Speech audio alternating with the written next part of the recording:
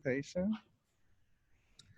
All righty. Good afternoon, everyone. My name is Stephen Lane, your Indianapolis Special Collections Librarian here at Central Library. Before we get started with today's presentation on Unigov, the making of modern Indianapolis, I want to let you know that we have some upcoming programs.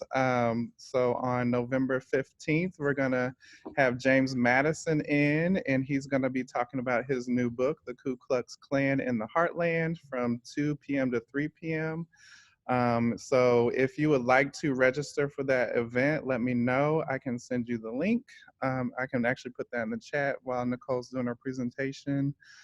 We also have How to Save Your Stuff Archivally at Home with Dr. Sally Childs Helton, our Butler University archivist. So she'll be telling you how to preserve your family photographs, and if you have a family Bible, how to best preserve that. The great thing about this presentation is we'll also give away a free copy of the book, Saving Stuff, by the curator for the Smithsonian, Don Williams. So that'll be for the first 50 participants to register. So please go ahead and do that. I'll put that link in the chat. And then we're also going to have a survey that I'll send you all. So please let us know how we're doing. And I'll send you the email survey at the end of Nicole's presentation.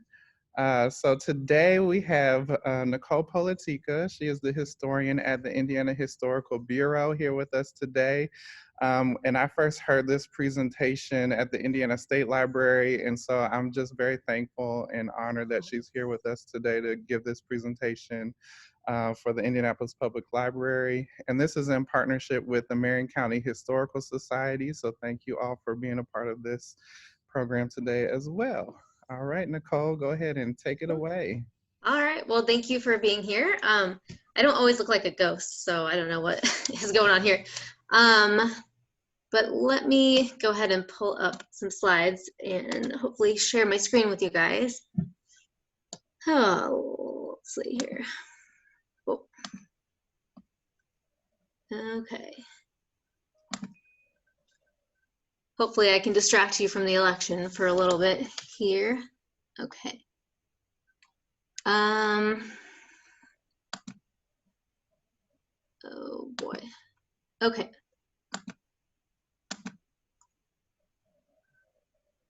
Can you guys see the screen? There we go. Okay. Can you guys see the slides okay? Okay, cool. So thank you guys again for being here. I just want to say that Unigov is incredibly complex, and I'm not necessarily an expert in it, especially all the facets like taxation and city planning and all that. I'm looking at this more as a social history and from a bird's eye view. But hopefully I can teach you guys something new today. So first of all, what is Unigov? So it was legislation that was enacted in 1969 and then in 1970 went in to effect, and it consolidated the governments of Marion County and the city of Indianapolis. So before Unigov, there were separate governing councils for Indianapolis and Marion County. And in Indianapolis, leadership was usually Democratic, and then in the county, leadership was primarily Republican. And at that time, there was a lot of uncertainty over who was responsible for what. Some of the services overlapped, and then there's just kind of general confusion. So we'll go back to World War II. And this was happening all over the nation. There was a lot of urban blighting when returning servicemen and women decided to move out of the city and into the suburbs where there were rapidly growing housing developments. And as you guys probably know, these people were mostly white and middle class. And in moving, they depleted the city's core of tax dollars. And I really like the analogy of this donut here. As you can see, when people left the city, it kind of created like a donut hole. And then we have the suburbs of Marion County, which is a tasty little donut. So what was Unigov, or what was Indy like before Unigov? I like this quote from Mayor Hudnut, who said that you could shoot a cannon down the street after 5 o'clock and not hit anybody. And so at that time, most people came downtown for government or business purposes, not really recreation or anything like that. And in fact, our beloved Hoosier author, Kurt Vonnegut, once said that Indy offered the, quote, 500-mile speedway race, and then 364 days of miniature golf, and then the 500-mile race again. So there was one hotel. The canal was filled with tires. The fumes of the meatpacking plants wafted over the city. And on Sundays, JCs would take their shotguns and shoot pigeons who just left droppings all over the city. And apparently they would kill up to like 400 pigeons on any given day. So you kind of get an image of what Indy was like back then. But in comes Richard Lugar. He and his fellow Republicans swept the 1967 municipal elections and put decades of a Democratic stronghold behind them. And so with this new majority, they began to think audaciously about how to improve Indianapolis and kind of draw people into it. So why Unigov? According to former Lieutenant Governor, former President of Eli Lilly, and one of the architects of Unigov, John Mutz, he said it was like a three-pronged plan. It was to revitalize the core and attract businesses, especially with the loss of manufacturing jobs, to streamline government, and to attract a major college extension, which we know now is IUPUI. So Unigov was crafted in secret, which, as you can imagine, a lot of people had an issue with. Lugar assembled the mayor's task force, which was comprised of 29 local lawyers, political and business leaders. Some felt that this was essentially a, quote, pro-consolidation machine, which was to give the impression of private sector support, because Lugar and his team were determined to push Unigov through, and they just worked at a rapid pace. And in fact, to drum up support, Lugar actually gave out the private number of the Speaker of the House so that people could call him with their support of Unigov, and he obviously was not pleased with this. But Unigov was intended to create a powerful mayor and city-county council, which would be elected every 4 years, and the council would oversee city funds, they would levy taxes, and develop budgets. So once the plans were publicized, people took sides. Those who supported it generally were business leaders, the Indianapolis Real Estate Board, the Chamber of Commerce, the League of Women Voters, the local press, and the JCs, who probably were just desperate to stop having to shoot pigeons all the time, I would imagine. And then opponents. So the Democratic Party opposed Unigov. They rightfully feared that the dilution of power would happen with the addition of hundreds of thousands of conservative suburbanites in the city's population. Opposed it. Some suburbanites actually opposed it. They feared having to pay the old city tax rates, and according to Lugar, they felt, quote, we worked hard to get out of a mess. Now you have the gall to ask us to be united with the crime, the dirt, the racial tension, the traffic jams, the odors. Public housing will very likely be in our backyards. Our schools may be racially integrated, and a big brother government will sweep over us. And then I would say probably the largest, although unmounted, opposition came from the African-American community with good reason, which we will go ahead and get into. So Black people opposed the plan because thousands of white middle-class conservative residents would be counted in the population, and it would dilute the influence in Center Township. And they also argued that it would eliminate the possibility of a Black mayor, which, as we know, Indy has yet to have a Black mayor. And schools would be left out of the merger and would not benefit from the new resources.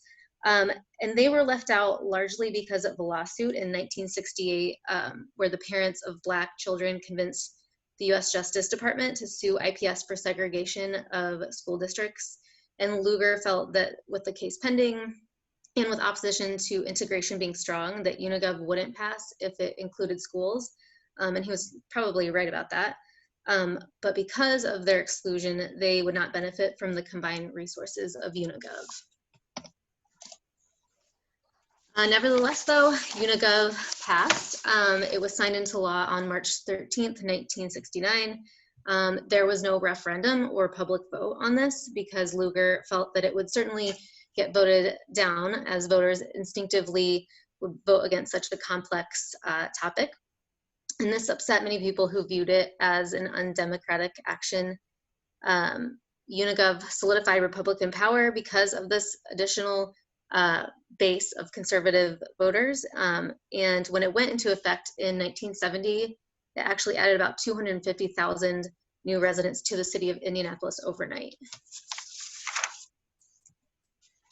So the nuts and bolts of the Unigov, it condensed about 58 departments down to 6, as you can see here. And in theory, this was supposed to simplify things, but there was still a lot of confusion about who was responsible for what at the county and the city level. Lawrence, Southport, Beech Grove, and Speedway chose not to be included in the merger, in part because they wanted to maintain their identities. And many of the major social components were excluded from the combined resources, which would have a lasting impact. Although I think in 2007, the fire and police departments did end up merging. But Unigov planners intended this just to be a first step, and then they banked on future administrations consolidating the other departments. So as anticipated, African Americans were further disenfranchised by this.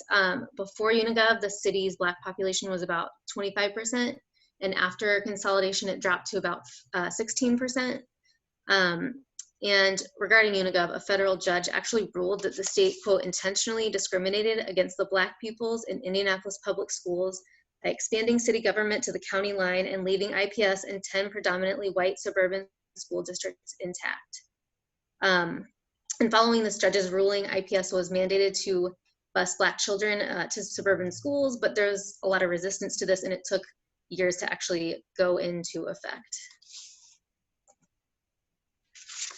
On the upside, though, Unigov quickly expanded the city. With the enlarged population, it generated more tax revenue, and it qualified Indianapolis for federal loans. So they quickly got to work. By the end of the 1970s, Market Square Arena had been built and City Market was renovated. And this revitalization was also based in part to corporate and philanthropic support, especially Eli Lilly, which apparently is fairly unique compared to other cities.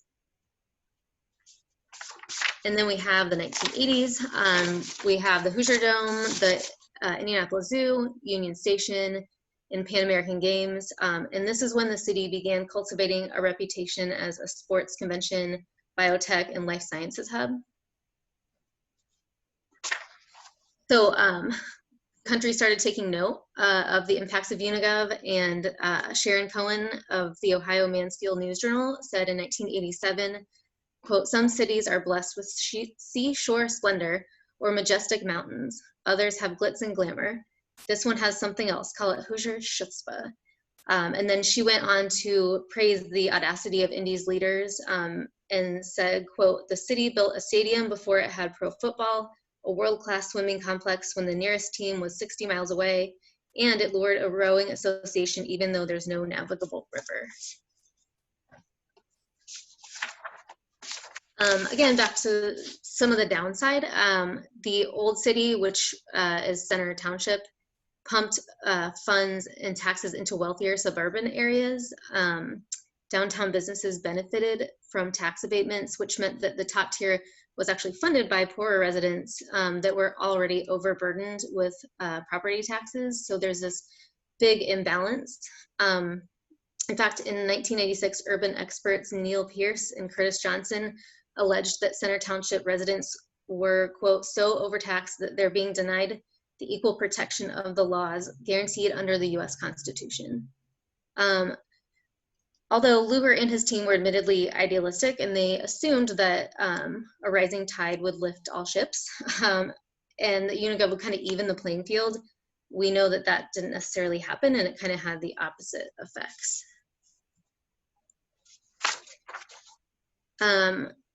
A 1990 editorial attributed an increase in drugs and crimes to the fact that Center Township's funds were being allocated to incentivize businesses rather than improve resident social, educational, and safety services.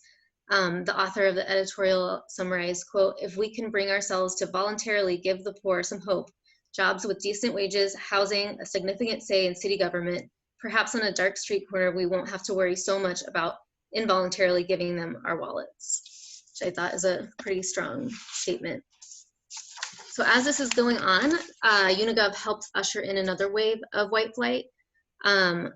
People thought, well, why would I stay in the suburbs of Marion County when I can move to the suburbs of the counties outside of Marion County, where the schools were better, the taxes were lower, city services were better. And so between 1970 and 1990, Hamilton County's population doubled, and planners scrambled to build neighborhoods. And my family moved to Carmel, I think, in '92, and I remember when we moved, there was just fields everywhere, and now it's just filled with McMansions. So it's the rate at which things change was super fast. Unfortunately, Black residents were unable to experience the suburban perks due to real estate and lending discrimination.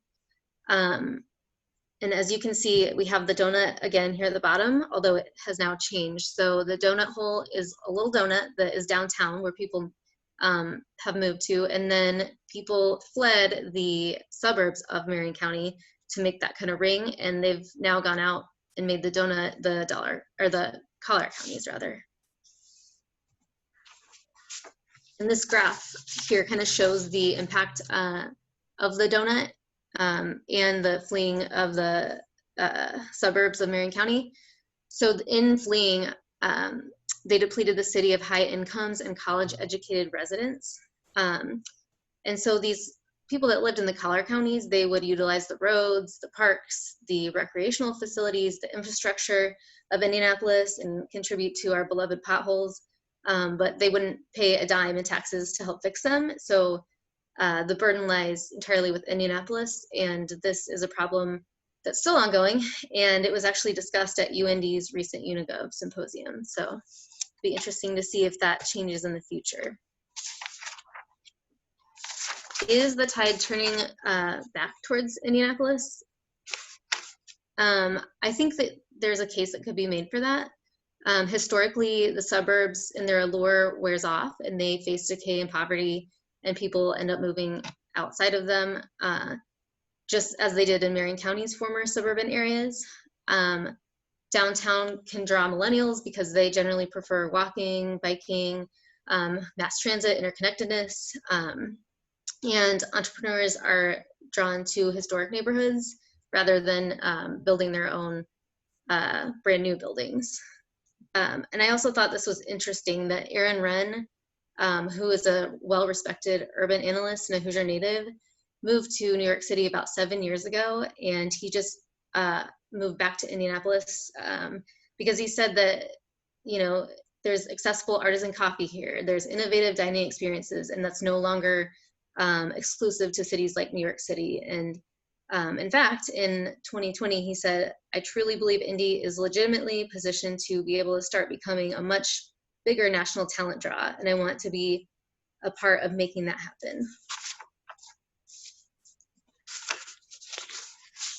Okay, other factors that could change Indianapolis, and I just want to preface this by saying that I'm not taking political sides on this, just noting that demographic changes have resulted in who holds political office, and they may have different priorities than previous administrations. So as conservatives moved out into the suburbs in surrounding counties, the remaining voters are more likely to support social and welfare programs and school consolidation.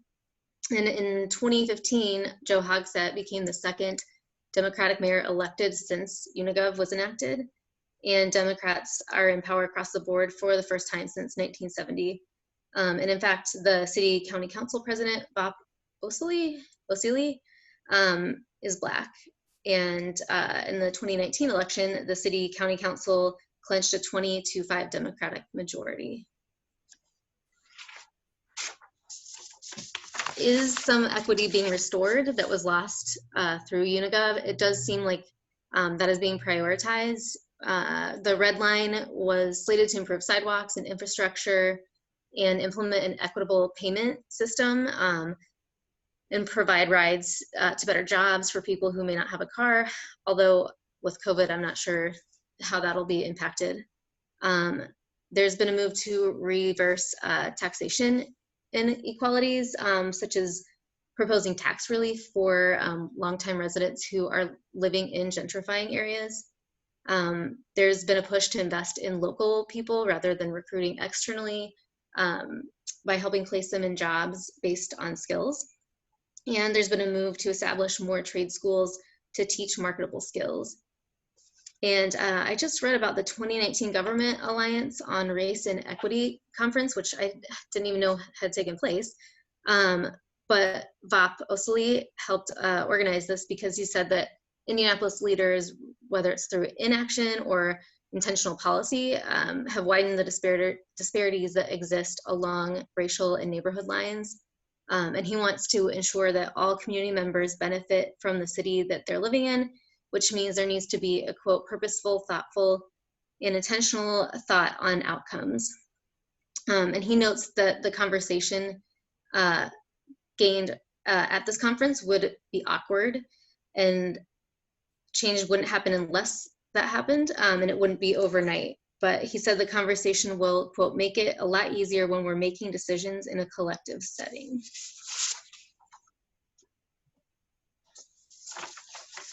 Okay. There's also been a move to reverse housing blight by renovating abandoned homes and making them more affordable.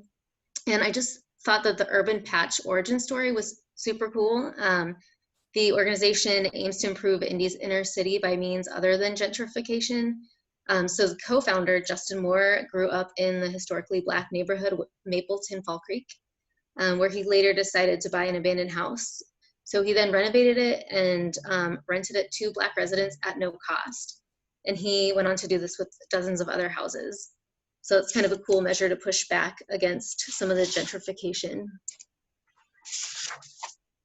And it does seem like this city is prioritizing inclusivity.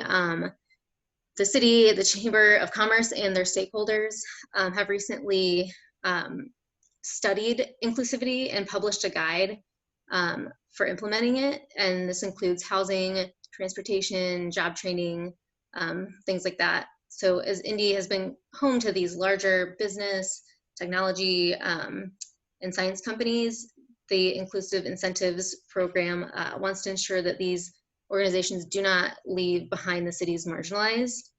And so it provides a roadmap that notes that the city will provide incentives like tax abatements to companies that provide employees with healthcare, childcare, or help pay for their higher education. So it seems like a solid plan, and we'll see how this actually shakes out. So is there a battle of the burbs with Indianapolis?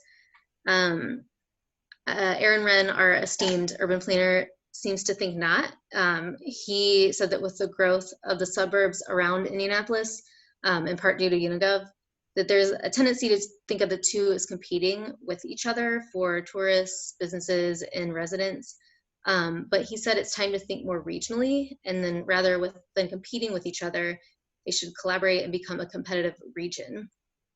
And he said that, quote, that the growth of Indy's suburbs has, quote, been a big positive, giving the region more scale and a diverse collection of communities to compete in the national and global economy. So that's all I have for you guys. I just want to conclude by saying that Unigov was not unilaterally bad or good.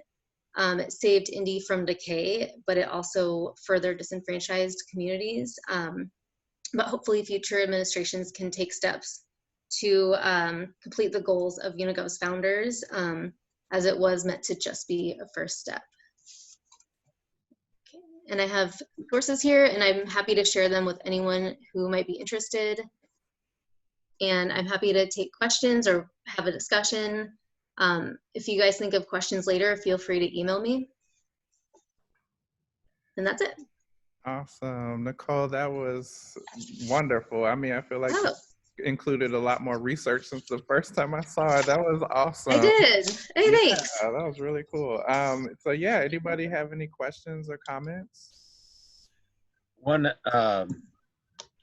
thing is that I think the school systems, while the integration situation was very prominent at that time, LUGAR shied away from doing anything with the schools because each of the suburban schools particularly have so much invested in their sports teams that if he had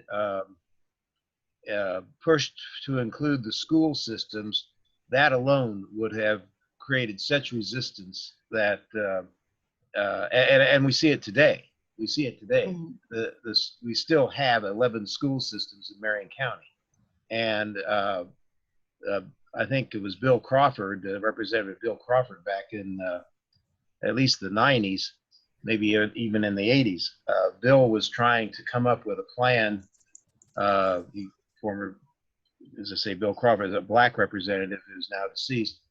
But Bill was trying to come up with a plan of how you could include the suburban school systems with Indianapolis, and was basically looking at like a pie-shaped plan for some type of inclusion.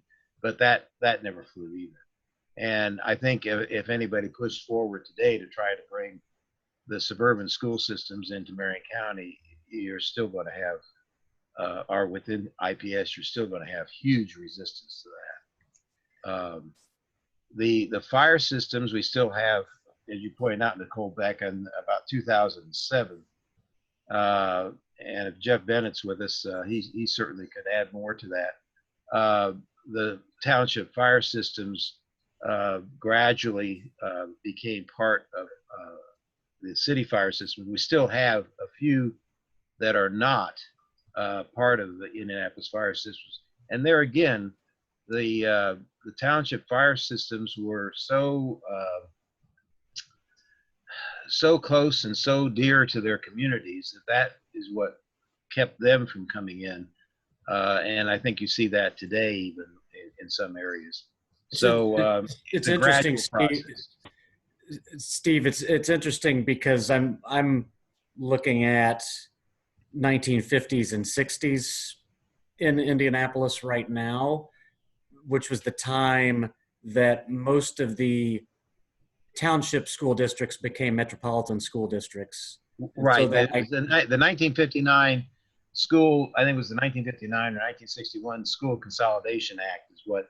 Well, what the like Warren Township became a metropolitan school district in 1957 because they saw the writing on the wall. They were going to be forced to consider consolidation. In fact, the state library has, and the state archives have some very in-depth, lengthy reports that every school district in the state had to put together on consolidation.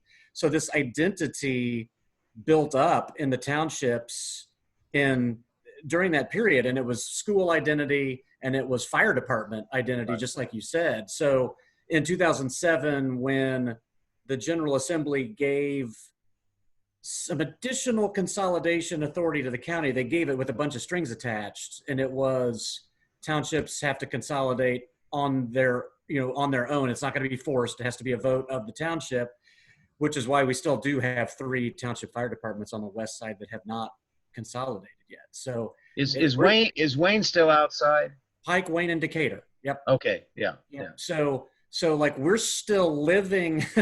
We're not even in the post-Unigov era. We're still figuring out what a consolidated government looks like almost 51 years later. Yeah.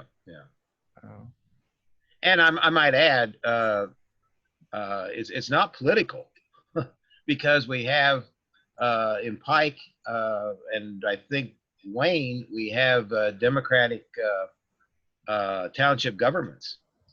And so they still are resisting any merger with IFD. Yeah, and the evolution of politics in Marion County on this issue is fascinating because it was Republicans, obviously, that drove it in '69.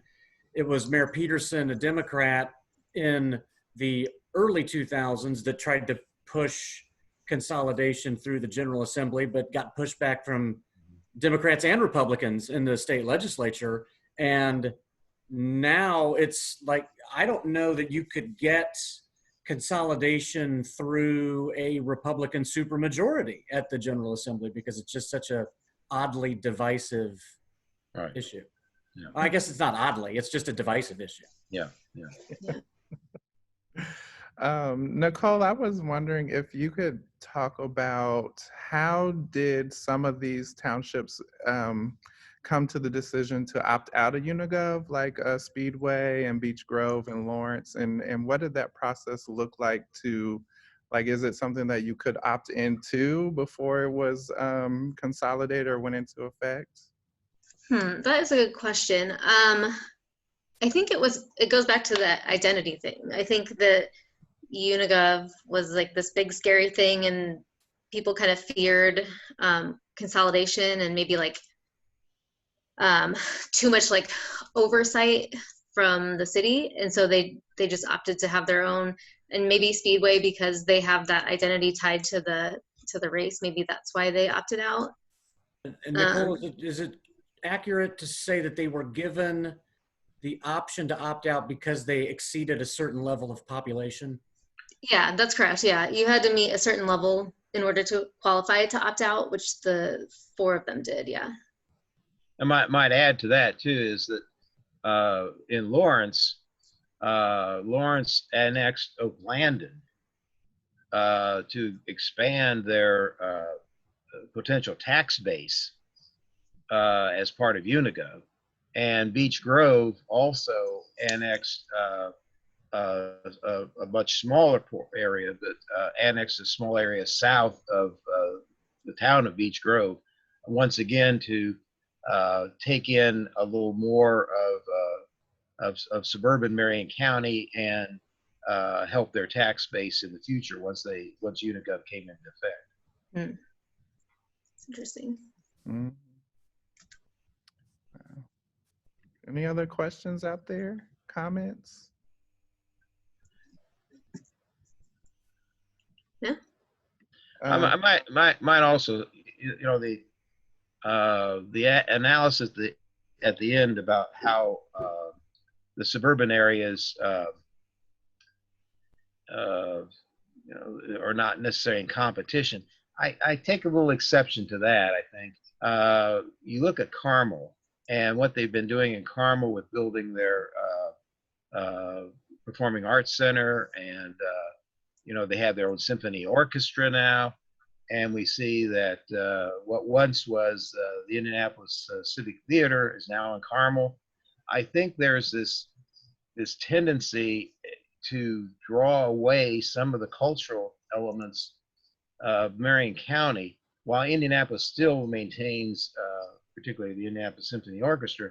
It's I think a question, and I don't know, there should be a study maybe made, how much support came from outside of Marion County for the support of the Indianapolis Symphony Orchestra, for example, and what kind of loss have they experienced by competition from now Carmel? And I still think there's this very strong aversion to Indianapolis by the collar communities, if you will. Very few people feel comfortable from those areas driving inside 465. Mm-hmm. And people will come downtown to work and maybe come down for a Colts game, but they don't stay. Mm-hmm. And I think this has a very serious potential for Indianapolis, a downturn for Indianapolis's future. The other thing that, and Jeff, this is something I hope the city is studying. With COVID, we now have this whole working from home environment. My son is in advertising, and his agency was down in the Pan Am Plaza building. Since COVID, they've been working from home. They've now closed their office downtown. They're not going to go downtown again. And I think this is something that the downtown businesses, the restaurants in particular, they're not going to.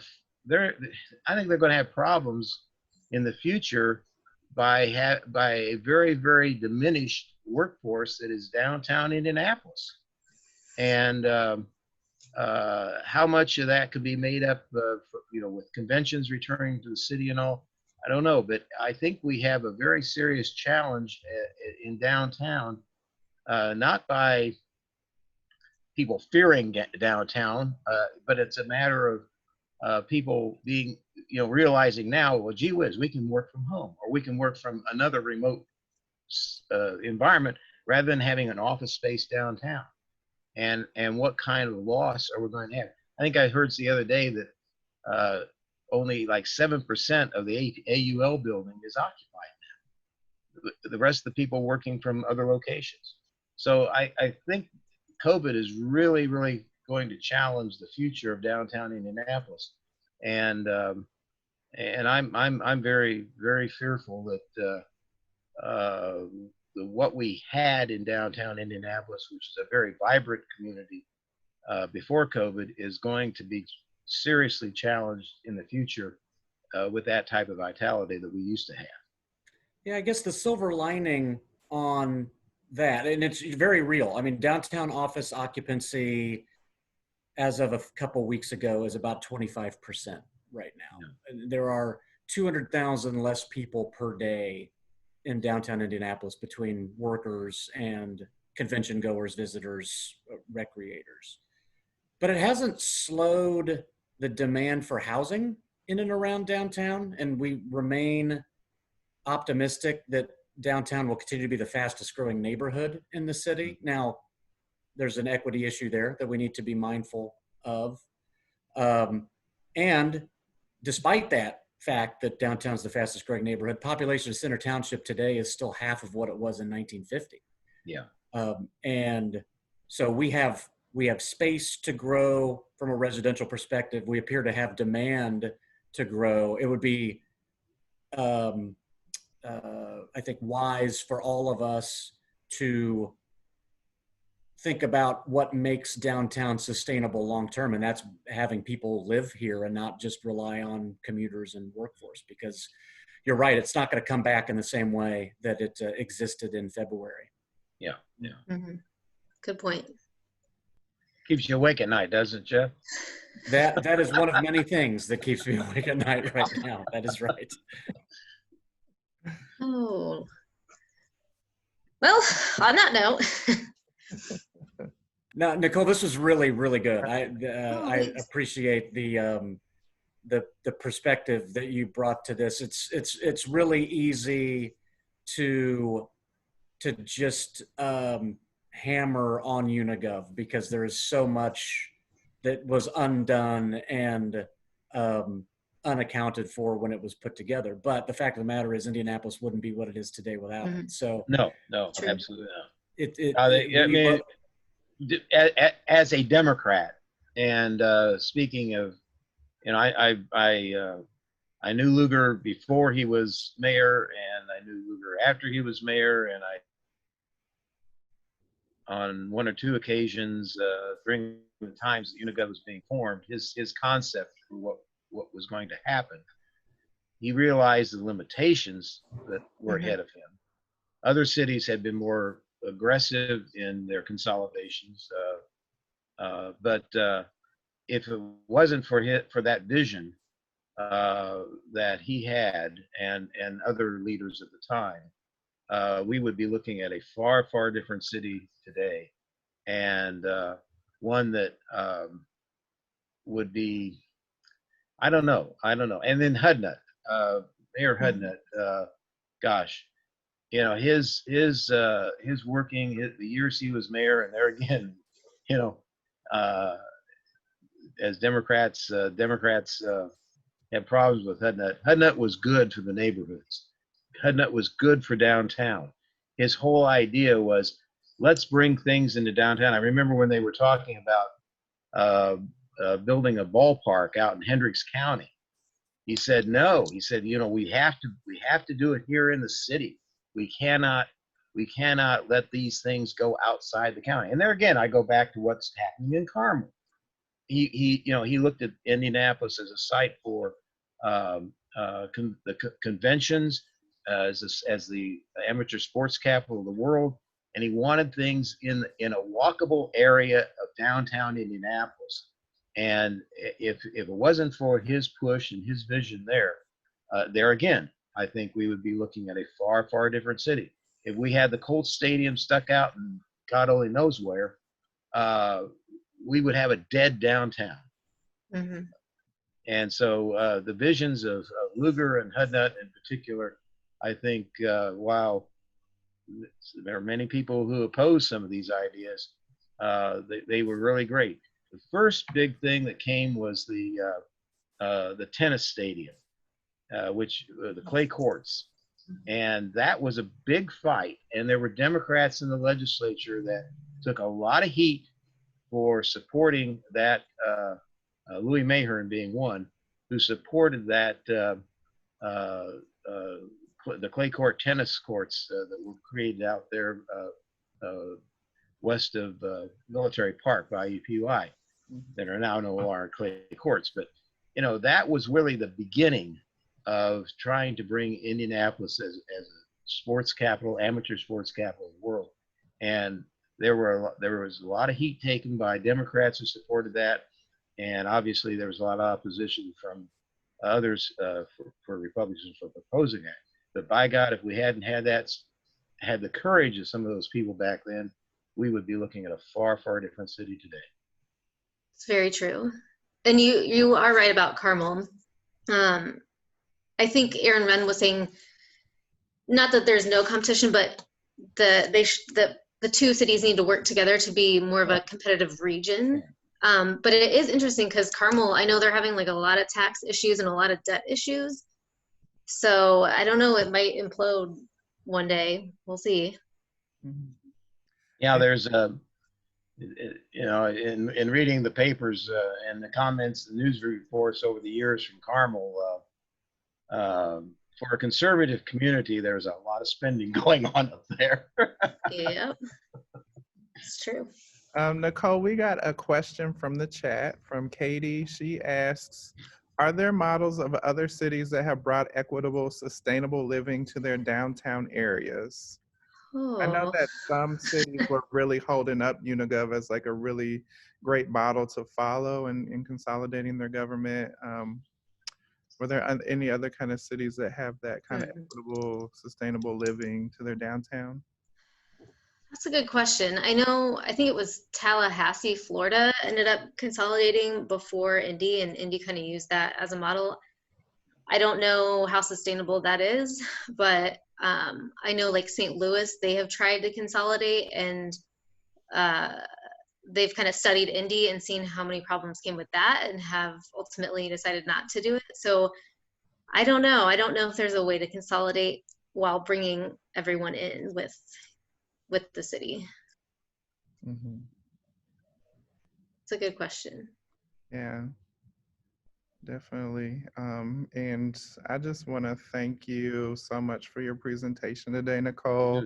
I think, Unigov was definitely a bold vision. And with these, with the COVID, I think we need more of that bold vision going forward with the city of Indianapolis in order to, make the city more equitable and make those changes.